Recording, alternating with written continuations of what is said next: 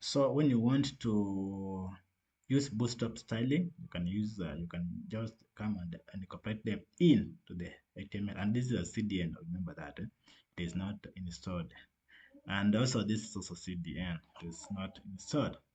So this I think we can see also whether we have the package that we have installed in this, and we can see only the Zustand, React DOM, React, and Actions. But Zustand we have not talked about. Let me finish with Zustand.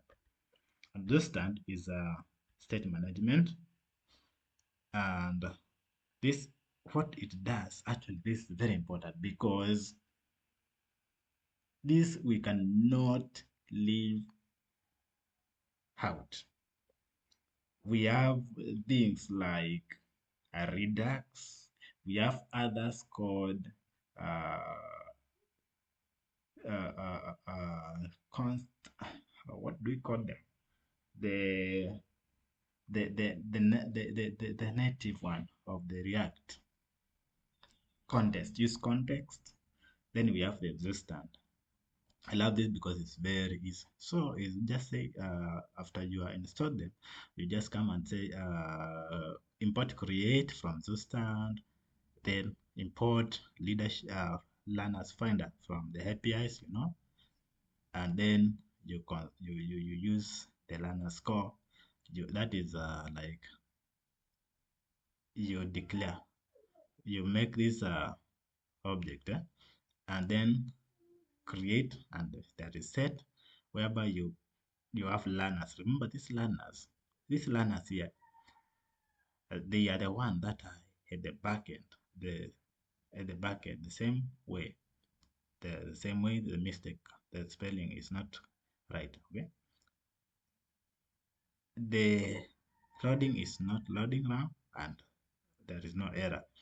And then we fetch data. When we fetch this data, remember we have to wait. So we have to use async. Then after using async, we set is loading to true because now we are fetching data, and error null, no error we are expecting. Then we try to get a response.